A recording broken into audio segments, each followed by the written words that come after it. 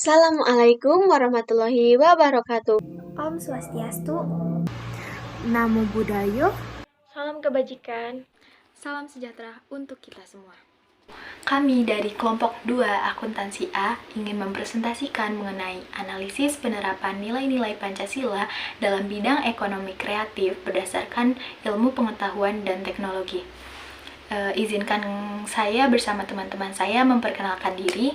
Nama saya Anissa Delia Putri dengan NPM 2234036063. Perkenalkan, nama saya Nurira Rizkianti dengan NPM 2234033067.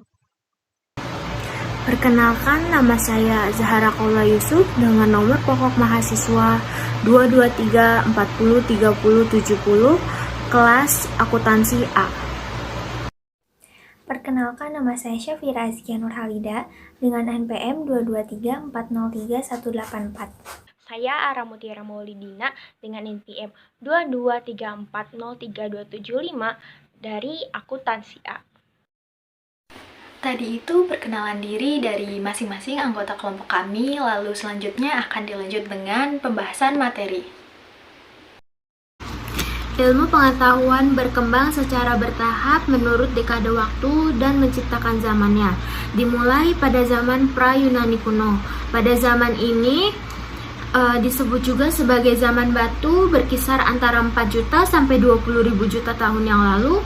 Zaman ini ditandai dengan yang pertama pemikiran manusia di tingkat abstraksi, yang kedua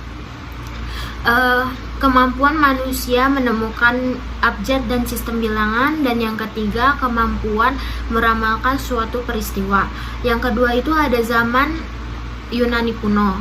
Pada masa ini Yunani dianggap sebagai gudang ilmu dan filsafat karena Yunani sudah tidak mempercayai mitologi.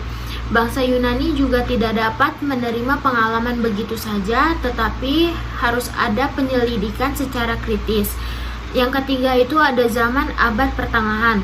Pada zaman ini hampir semua merupakan para teolog, sehingga aktivitas ilmiah berkaitan dengan aktivitas keagamaan. Yang keempat ada zaman Renaissance. Pada zaman ini ditandai dengan era kebangkitan kembali pemikiran yang bebas. Manusia merindukan kebebasan.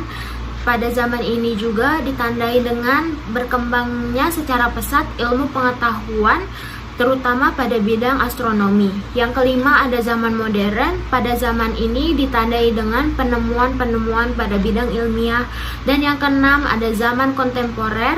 Pada zaman ini ditandai dengan penemuan-penemuan teknologi canggih, terutama pada bidang komunikasi dan teknologi seperti komputer, internet, dan lain-lain.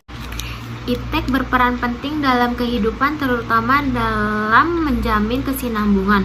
Iptek sebagai asas dari pembangunan dan sebagai salah satu bidang pembangunan yang sejajar dengan bidang pembangunan lainnya.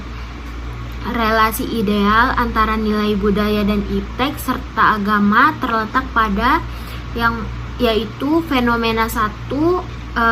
Pada fenomena ini belum beroperasi secara optimal karena keragaman pada satu sisi menjadi kekayaan, tetapi pada sisi lainnya dapat menimbulkan konflik. Oleh karena itu diperlukannya sikap inklusif dan juga toleran di masyarakat agar tidak menimbulkan konflik.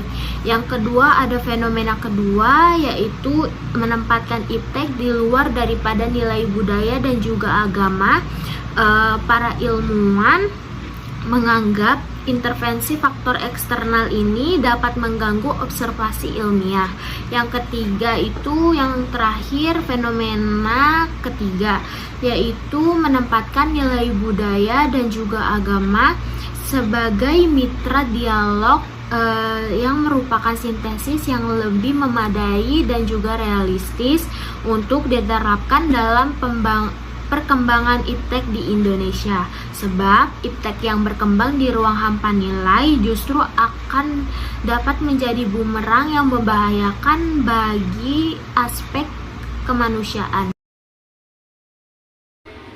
Setelah tadi dipaparkan oleh rekan saya mengenai ilmu pengetahuan dan teknologi, kini saya akan memaparkan mengenai Pancasila. Pancasila sebagai ideologi negara merupakan kristalisasi nilai-nilai budaya dan agama bagi bangsa Indonesia. Pancasila mengakomodir seluruh aktivitas bermasyarakat, berbangsa, dan bernegara, termasuk pada pengembangan ilmu. Setiap ilmu pengetahuan dan teknologi yang dikembangkan di Indonesia haruslah tidak bertentangan dengan nilai-nilai yang terkandung pada Pancasila. Pengembangan ilmu pengetahuan dan teknologi juga harus berakar dari ideologi dan budaya bangsa Indonesia itu sendiri. Sebagaimana indigenisasi ilmu yang mengandaikan bahwa Pancasila itu bukan hanya pengembangan ilmu, tetapi sudah menjadi paradigma ilmu yang berkembang di Indonesia. Untuk itu, diperlukan penjabaran yang lebih rinci dan pembicaraan di kalangan intelektual Indonesia sejauh mana nilai-nilai Pancasila menjadi bahan pertimbangan untuk keputusan-keputusan yang diambil.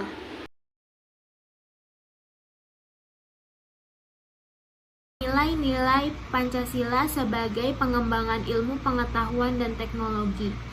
Yang pertama itu ada nilai ketuhanan sebagai pengembangan ilmu. Sila pertama yaitu ada ketuhanan yang Maha Esa. Di sila ini memberikan dasar bahwa iptek tidak hanya memikirkan apa yang ditemukan, apa yang dibuktikan, dan apa yang diciptakan, tetapi juga harus mempertimbangkan maksud dan akibatnya, apakah merugikan masyarakat dan alam sekitarnya. Lalu pada sila pertama ini juga kita ketahui bahwa Indonesia memiliki beragam agama yang dimiliki. Oleh karena itu, kita harus menumbuhkan sikap toleransi dan juga menghormati sesama pemeluk agama lainnya. Sila kedua yaitu kemanusiaan yang adil dan beradab. Sila ini memberikan dasar-dasar moralitas bahwa manusia dalam mengembangkan iptek haruslah dengan cara yang beradab, harus berdasarkan hakikat dan tujuan demi kesejahteraan umat manusia. Iptek bukan untuk kesombongan, kecekcokan, keserakahan manusia, tapi untuk meningkatkan harkat dan martabat manusia. Nilai-nilai Pancasila yang ketiga yaitu nilai persatuan sebagai dasar pengembangan ilmu. Sebagai warga negara Indonesia, kita harus menjaga persatuan dan kesatuan bangsa Indonesia. Jangan sampai kita salah dalam menggunakan ilmu pengetahuan dan teknologi sehingga menimbulkan konflik atau perpecahan yang ada di suku bangsa Indonesia. Selanjutnya, nilai sila keempat yaitu nilai kerakyatan sebagai dasar pengembangan ilmu. Sila keempat ini berbunyi kerakyatan yang dipimpin oleh hikmat kebijaksanaan dalam permusyawaratan perwakilan. Sila ini mendasari bahwa perkembangan iptek itu haruslah bersifat demokratis. Artinya, ilmuwan memiliki kebebasan untuk mengembangkan iptek, namun ilmuwan juga harus menghormati dan menghargai kebebasan orang lain, serta memiliki sikap yang terbuka untuk dikritik, dikaji ulang, maupun dibandingkan dengan penemuan dari teori lainnya. Sila kelima, yaitu nilai keadilan sebagai dasar pengembangan ilmu. Kita sebagai manusia yang mengikuti perkembangan zaman harus bijak dalam menggunakan media sosial, karena jika kita salah dalam bertindak di media sosial, yang terkena dampaknya bukan hanyalah kita, tetapi orang lain juga bisa terkena dampak tersebut. Selanjutnya, kita akan membahas mengenai implementasi ilmu pengetahuan dan teknologi dalam bidang ekonomi kreatif yang dilandasi oleh Pancasila. Seiring dengan perkembangan zaman, ilmu pengetahuan dan teknologi semakin canggih dan mendukung terciptanya teknologi-teknologi baru. Kemajuan teknologi ini telah mempengaruhi kehidupan dan tidak bisa dihindari, karena iptek memberikan banyak manfaat dan memudahkan pekerjaan.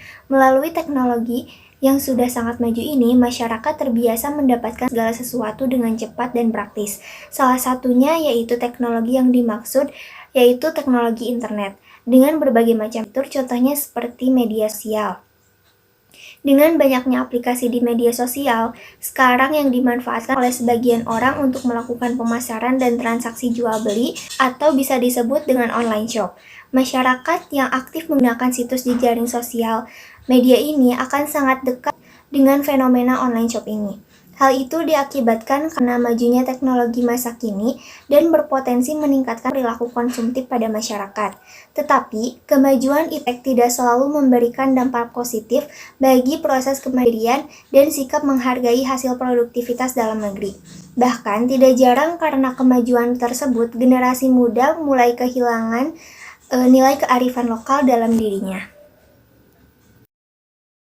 Ekonomi kreatif merupakan suatu konsep ekonomi di era ekonomi baru yang memadukan informasi kreatif dan kreativitas dengan mengandalkan ide-ide kreatif nih dari sumber daya manusia. Dengan adanya ekonomi kreatif ini menimbulkan masyarakat itu muncul gaya hidup dan budaya konsumtif, seperti menonton suatu media, berbelanja di toko, atau menceritakan kepada orang lain mengenai hal-hal baru. Budaya konsumtif ini paling sering kita temui di kehidupan sehari-hari, di antaranya seperti kebiasaan berbelanja melalui online shop dengan produksi dari negara luar nih, atau yang sering kita sebut impor. Dengan munculnya inovasi ekonomi kreatif dapat memberikan pelayanan yang lebih praktis, efektif dan efisien, sehingga bisa menarik minat konsumen seperti kasus pada masyarakat di kota Tasikmalaya, di mana kearifan lokal kerajinan bordir sebagai ekonomi kreatif yang terbuka untuk modern dan telah menjadi komoditas unggulan bagi masyarakat kota Tasikmalaya. Kerajinan ini sudah adaptif ya teman-teman terhadap perkembangan iptek yang mampu menyeimbangi dengan perkembangan pada zaman modern ini. Jadi cukup sekian, terima kasih akan dilanjut oleh rekan saya yaitu Ara Mutiara.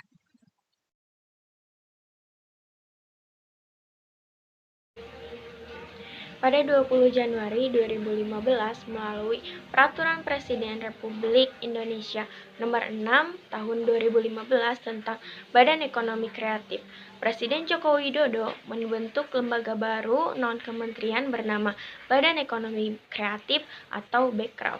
Badan ini bertanggung jawab terhadap perkembangan ekonomi kreatif di Indonesia.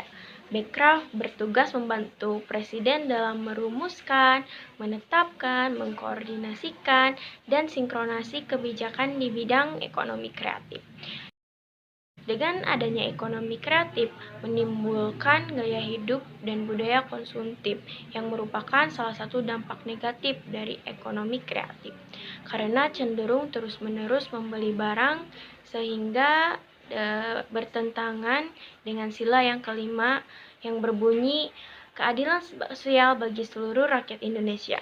Karena dengan kita berbelanja melalui e-commerce dapat menambah keuntungan bagi negara lain, sehingga pelaku ekonomi kreatif di Indonesia menjadi kurang maju.